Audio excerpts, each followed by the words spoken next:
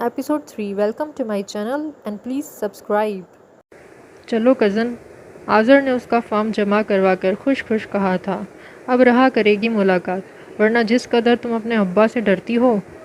نہیں آذر، اس نے قطعی لہجے میں اس کی بات کاٹی تھی۔ اس غلط فہمی میں کبھی مت رہنا کہ میں ابا سے ڈر کر اپنے اوپر پابندیاں بٹھاتی ہوں، نہیں، بلکہ ابا نے تو مجھے کچھ کہا ہی نہیں، کوئی معمولی سا نصیحت برا جملہ بھی نہیں۔ انہیں از خود علم ہے کہ ان کی بیٹی کیا ہے، انہیں مان ہے خود پر بھی اور مجھ پر بھی، اور میں اس مان کو، اس بھروسے کو توڑنے کا قصور کبھی نہیں کر سکتی۔ ان کے کہے بغیر ہی میں نے ایک دائرہ اپنے گرد کھینچا ہے جس سے میں ایک قدم بھی باہر نہیں نکالوں گی، اور ہاں، یونیورسٹی میں صرف اور صرف پڑھنے جاؤں گی، وہاں مجھ سے کسی قسم کی پذیرائی کی کوئی توقع مت رکھنا۔ سوری اجالا، وہ شرمندہ ہو گیا۔ مجھے علم ہے تمہارے بارے میں، تمہاری سوچوں اور تصورات کے بارے میں۔ میں خود نہیں چاہوں گا کہ کسی ایک زبان سے بھی تمہارے بارے میں کوئی غلط بات نکلے، خواہ وہ میرے حوالے سے ہی کیوں نہ ہو۔ جانے اس نے اپنی وہ بات کیوں بھلا دی تھی؟ زوفشا نے پین بے دلی سے پھینک دیا اور انگلیاں چٹکانے لگیں۔ آذر کی ناراضگی کا احساس اس کے دل و دماغ پر ہتھوڑے برسا رہا تھا۔ اس کا ماند پڑتا چہرہ، غصہ اور رنج سے بھرا لہجہ بار بار اس کے ذہن میں در آتا۔ اجالا، کس طرح سے کہا تھا اس نے، رنج سے، تعصب سے، جیسے ٹوٹ سا گیا ہو، بکھر سا گیا ہو۔ کیوں کیا میں نے ایسا؟ پھر اسے خود پر غصہ آنے لگا۔ اپنے انکار کے انداز پر افسوس ہوا۔ وہ اسے رسانیت سے بھی سمجھا سکتی تھی۔ اسے اس کا کیا عہد اس کے الفاظ میں یاد دلا سکتی تھی، لیکن اس نے تو اس طرح اسے منع کیا جیسے وہ آذر نہ ہو، کوئی اور عام سا لڑکا ہو جسے وہ جانتی ہی نہ ہو۔ دل کی بے چینی حد سے گزری تو وہ گھبرا کر اٹھ گئی۔ اماں! باہر آ کر اس نے تخت پر لیٹی اماں کو پکارا۔ کہو۔ اماں، میرا دل نہیں لگ رہا ہے گھر میں، اس نے بگڑے بگڑے لہجے کے ساتھ کہا۔ ہیں؟ وہ آنکھیں کھول کر اسے دیکھنے لگی۔ گھر میں دل نہیں لگ رہا؟ پھر کہاں لگے گا بیٹی؟ اماں، چلیں ذرا پپھو کے یہاں چلتے ہیں، اس نے منت کی۔ بس تھوڑی دیر کو اماں۔ کل ہی تو آئی ہیں تمہاری پپھو، آج ہم چل دیں ان کے ہاں، کچھ دن ٹھہر کر چلیں گے۔ لو، بھلا یہ کیا بات ہوئی؟ جب دل چاہے تب نہ جاؤ اور بے دلی سے چل دو۔ میرا دل تو آج کہیں باہر نکلنے کا چاہ رہا ہے، اور آپ کہہ رہی ہیں کچھ دن بعد۔ کیا ضروری ہے میرا دل چاہے؟ آدھا دن تو یونیورسٹی میں گزار کر آتی ہو، پھر بھی باہر نکلنے کو دل کرتا ہے تمہارا؟ اماں اٹھ کر بیٹھ گئیں۔ وہاں کیا میں تفریح کے لیے جاتی ہوں؟ وہ چڑ گئی۔ پڑھتی ہوں۔ آپ پڑھائی کو دل کا بہلاوا سمجھتی ہیں، ارے جان کا وبال ہوتی ہے۔ اماں ہنس دیں۔ اچھا چلو تیار ہو جاؤ، چلتے ہیں، بڑی محبت جاگ رہی ہے پپھی کی۔ او تھینک یو اماں، وہ خوش ہو گئی۔ جلدی جلدی اس نے اپنا سوٹ استری کیا، نہا دھو کر تیار ہوئی اور اماں کے پاس آ گئی۔ وہ کپڑے تبدیل کر کے تیار تھیں۔ چلیں اماں؟ دھمکتے ہوئے چہرے کے ساتھ اس نے پوچھا۔ چلو، میں نے کیا کرنا ہے مزید؟ وہ کھڑی ہو کر چادر اوڑھنے لگیں۔ وہ لوگ پہنچے تو شام کے سائے دھیرے دھیرے اترنا شروع ہوئے تھے۔ پپھی جان عصر کی نماز سے فارغ ہو کر بیٹھی تھیں اور سامنے دھری ٹوکری میں رکھی ہوئی پالک صاف کر رہی تھیں۔ آداب پپھی، وہ اس کے گلے میں ہاتھ ڈال کر لپٹی۔ جیتی رہو، انہوں نے اس کے سر پر ہاتھ پھیرا۔ اکیلی ہیں آپ؟ اس نے ادھر ادھر نگاہیں دوڑائیں۔ نہیں، عاصم تو ابھی گیا ہے۔ ہاں، آذر ہے شاید اوپر کی کمرے میں، وہ پڑھ رہا ہوگا کچھ۔ چائے پی لی آپ نے؟ وہ بھی پالک صاف کروانے لگی۔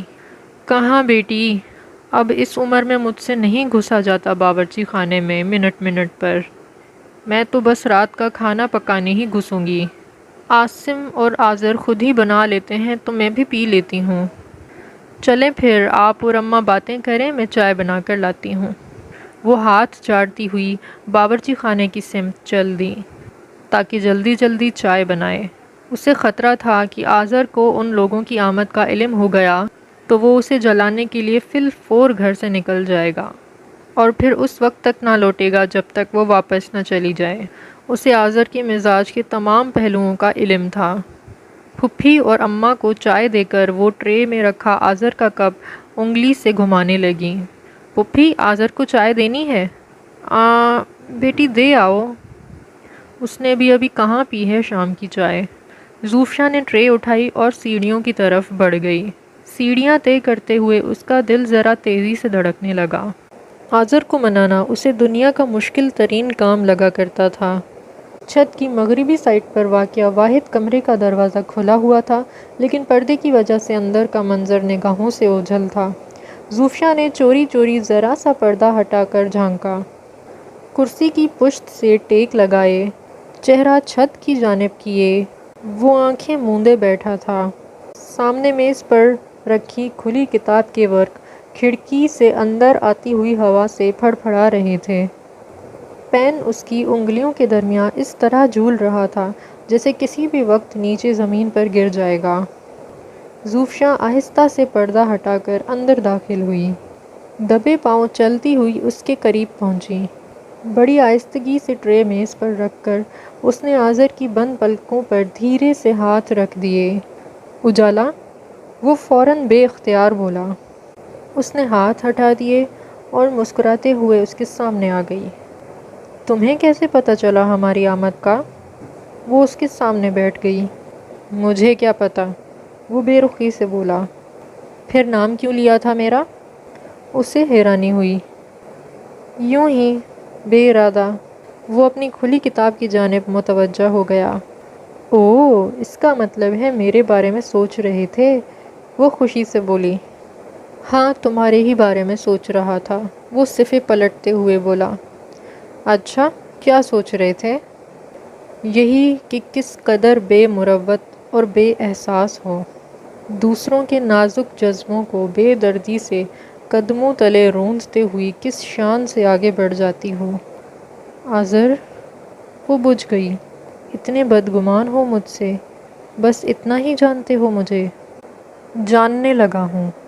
تم خود صحیح اور غلط میں تمیز نہیں کر سکتے تو کم از کم دوسرے کے بارے میں اندازہ قائم کرتے وقت محتاط رہا کرو۔ اسے اپنے بارے میں کہے گئے اس کے ریمارکس غصہ دلا گئے۔ تم آسانی سے ناراض تو ہو گئے، لیکن کیا ناراض ہونے سے قبل تم نے یہ تجزیہ کرنے کی کوشش کی کہ صحیح کون تھا اور غلط کون؟ کیا غلطی کی تھی میں نے؟ وہ بھی بھڑک اٹھا۔ سر راہ تمہارا ہاتھ پکڑ کر زبردستی سے لے جا رہا تھا کیا کہیں؟ یا چلا چلا کر لوگوں کو بتا رہا تھا کہ دیکھو یہ ہے وہ لڑکی جو مجھ سے محبت کا دعویٰ کرتی ہے؟ آخر تم اپنی ذات کے بارے میں اتنی کانشیس کیوں ہو؟ کیا تم دنیا کی واحد لڑکی ہو؟ آذر، اس کی آنکھوں میں آنسو آ گئے۔ لبوں پر اس نے سختی سے دانت جما لیے۔ زندگی میں پہلی بار اس نے زوفشا سے اس قدر سخت الفاظ میں اور اتنے تلخ لہجے میں بات کی تھی۔ اسے شدت سے اپنی توہین کا احساس ہوا تھا۔ کیوں رونے لگی؟ وہ تلخی سے ہنسا۔ شاید اس لیے کہ میرے الفاظ سے تمہیں اپنی بے عزتی محسوس ہوتی ہو۔ لیکن یہ سب کچھ میں نے اس لیے کہا اجالا کہ تمہیں احساس ہو، جنہیں چاہا جاتا ہے اور جن سے چاہت کا اقرار سنا جاتا ہے، ان کے ہاتھوں ہی جب توہین کے احساس کا تحفہ ملتا ہے نا، تو اس تحفے کو خاموشی سے قبول کر لینا بڑا مشکل امر ہے۔ صبح جو کچھ تم نے کہا، تم تصور نہیں کر سکتی کہ مجھے کس قدر رہتک محسوس ہوئی۔ محبت کرنے والوں کو بڑا مان ہوتا ہے ایک دوسرے کی ذات پر، بڑا حق سمجھتے ہیں اور اپنا، اور جب یہ مان اور بھروسہ اچانک ہی جھوٹا لگنے لگے تو پھر دنیا کی ہر شے سے اعتبار اٹھنے لگتا ہے۔ آذر، اسے احساس ہوا کہ وہ بے حد بکھرا ہوا تھا۔ آئی ایم سوری، بے وجہ الفاظ ضائع مت کرو، وہ اس کی بات کاٹ کر بولا۔ تم تو حد سے زیادہ خفا ہو۔ کیا بے وجہ ہوں؟ اس نے اپنی سرخ آنکھوں سے اسے دیکھا۔ کیا معاف نہیں کرو گے؟ اسے پھر رونا آ گیا۔ پتہ نہیں، وہ کھڑکی سے باہر دیکھنے لگا۔ دیکھو آذر، تم جانتے ہو کہ میں گھر سے باہر نکل کر اپنی ذات کے بارے میں کس قدر محتاط ہو جاتی ہوں، اتنی کہ دوسروں کی ذات کو خود انہی کی نظروں میں گرا دیتی ہو۔ آذر پلیز میری بات تو سن لو، اس نے منت کی۔ کیا سن لوں؟ کیا میں تمہارے بارے میں نہیں جانتا؟ میں سب جانتا ہوں، تمہاری ہر طرح کی سوچ سے واقف ہوں، اور صبح میں تمہیں صرف اپنی بائک تک لے جا رہا تھا جو میں باہر کھڑی کر کے آیا تھا۔ جانتی ہو کیوں؟ کیوں؟ اس نے ڈرتے ڈرتے پوچھا۔ اس لیے کہ اس نے بات ادھوری چھوڑ کر جھک کر میز کا نچلا خانہ کھولا اور وہاں سے ایک بڑا سا بکسا نکال کر اس کے سامنے رکھ دیا۔ یہ کیا ہے؟ اجالا نے آنسو پوچھ کر حیرانی سے اسے دیکھا۔ میں تو صرف تمہیں ہیپی برتھ ڈے کہنا چاہتا تھا، وہ سر جھکا کر افسردگی سے بولا۔ آج تمہاری سالگرہ ہے نا، اور تمہیں پھول پسند ہیں، اس لیے۔ زوفشا سے ندامت اور تعصب کے گہرے احساس تلے دب کر کچھ بولنا ممکن نہ رہا۔ وہ خود بھی اسی طرح سے سر جھکائے بیٹھا تھا، جیسے کوئی بہت بڑا گناہ سرزد ہو گیا ہو۔ آذر، پھر اس نے آہستگی سے کہا، ابھی تک ناراض ہو؟ اس نے ڈرتے ڈرتے پوچھا۔ تم نے مجھے بہت ہرٹ کیا ہے اجالا، مجھے یقین نہیں آ رہا تھا کہ یہ وہی لڑکی ہے جسے مجھ سے محبت کا دعویٰ ہے۔ پلیز معاف کر دو۔ زوفشا نے اس کے آگے ہاتھ جوڑ دیے۔ پہلے تو وہ لمحہ بھر کو حیران ہوا، اور پھر ہولے سے ہنس دیا۔ یہ کیا حرکت ہے؟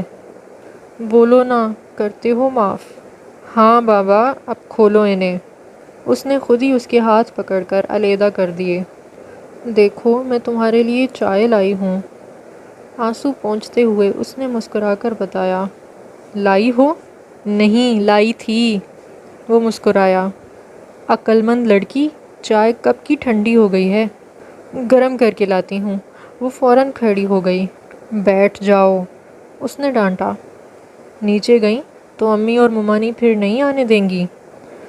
آذر، وہ بیٹھتے ہوئے بولی، تمہارا غصہ بڑا خطرناک ہے، جلدی اتر جاتا ہے اس لیے؟ وہ ہنسا۔ کوئی اور ہوتا نا 10 دن بات نہ کرنے والا، پھر قدر آتی تمہیں میری۔ سچ بڑے اجنبی لگنے لگتے ہو۔ اجنبی تو مجھے تم لگی تھی صبح۔ دل چاہتا تھا ایک تھپڑ رسید کر دوں اس بوتھے پر اور لاہور پڑھ کے پلٹ جاؤں۔ تو کر دیتے، وہ مسکرائی۔ لیکن ایک بات سن لو، آئندہ بھی اگر اس طرح کہیں لے جانے کی کوشش کرو گے نا تو میرا جواب یہی ہوگا۔ آئندہ میرے ابا جی کی توبہ جو غلطی سے کوئی آفر کی تمہیں۔ کتنے پیارے پھول ہیں، اس نے پیارے پھولوں پر ہاتھ پھیرا۔ کاش یہ بات تم نے صبح کہی ہوتی، میرا دن بھی برباد نہ ہوتا۔ ایمان سے پیٹ میں چوہے دوڑ رہے ہیں اب تو، صبح سے حالت فاقیہ میں ہوں۔ تم نے اب تک کھانا نہیں کھایا؟ اس نے حیرت سے دیکھا۔ ناشتہ تم کو وش کرنے کی خوشی اور جلدی میں نہیں کر کے گیا تھا، پھر تم نے اتنی اچھی خوراک دے دی کہ دوپہر کا کھانا اسی چکر میں گول کر دیا۔ اب تک تو غم و غصہ نے بھوک کا احساس ہونے ہی نہیں دیا تھا، اب غصہ اترا ہے تو نقاہت طاری ہو رہی ہے۔ میں کھانا لاتی ہوں، وہ فوراً کھڑی ہو گئی۔ بیٹھ جاؤ یار، یقین کرو کچھ زیادہ بری نہیں لگ رہی۔ پیٹ بھر کر کھانا کھاؤ گے تو بالکل نہیں لگوں گی، وہ مسکراتی ہوئی باہر نکل گئی۔ پوائنٹ سے اتر کر اس نے سانس درست کیا، سفید چادر سر پر اچھی طرح جمائی اور آگے بڑھ گئی۔ نسان سنی کے سائیڈ مرر پر اس کا چہرہ اس طرح ابھرا تھا جیسے صبح دھند چھٹنے پر کسی جھیل میں کھلا کنول اچانک نمایاں ہو جائے۔ کنول کی رخساروں پر اچانک شفاف شبنم چمک رہی تھی۔ ڈرائیونگ سیٹ کی پشت سے ٹیک لگائے عالم شاہ نے نیم باز نظروں سے مرر کو تا دیر گھورا، پھر سیدھا ہو کر بیٹھ گیا۔ گاڑی اس کی رفتار کے ساتھ آہستہ آہستہ حرکت میں آئی۔ آئیے میں آپ کو چھوڑ دیتا ہوں، وہ جو اپنی دھن میں مگن آگے بڑھتی چلی جا رہی تھی، پہلے چونکی، پھر حیرانی سے گردن موڑ کر دیکھنے لگی۔ لائٹ گرین کلر کی نسان سنی کی ڈرائیونگ سیٹ پر بیٹھا وہ شخص نہ تو دیوانہ لگتا تھا اور نہ ہی چھچورا۔ خمار آلودہ نظریں اس کے چہرے پر ٹکائے وہ بڑی سنجیدگی سے اپنی کہی ہوئی بات کے جواب کے منتظر تھا۔ آپ نے مجھ سے کچھ کہا؟ اس نے قدرے بد مزاجی سے پوچھا۔ میں نے کہا کہ گاڑی میں بیٹھیں، میں آپ کو پہنچا دیتا ہوں۔ واہ، کیا انداز تھا، کیا لہجہ تھا، کیا شان بے نیازی تھی۔ جیسے وہ مری جا رہی تھی کہ کوئی گاڑی مدد غیبی کی مانند نازل ہو اور اسے منزل مقصود تک پہنچا دے۔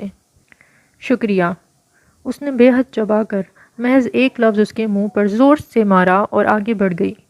سنو، وہ پھر سر پر موجود تھا۔ مجھے انکار سننے کی عادت نہیں۔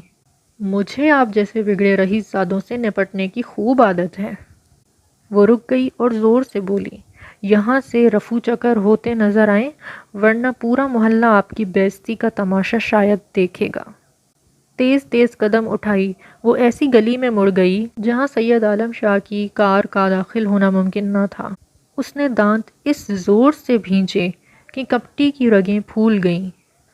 گاڑی اس تیزی سے آگے بڑھائی کہ فضا دیر تک ٹائر کے چرچرانے کی آواز سے گونجتی رہی۔ چینل کو سبسکرائب کریں مزید ایپیسوڈز کے لیے۔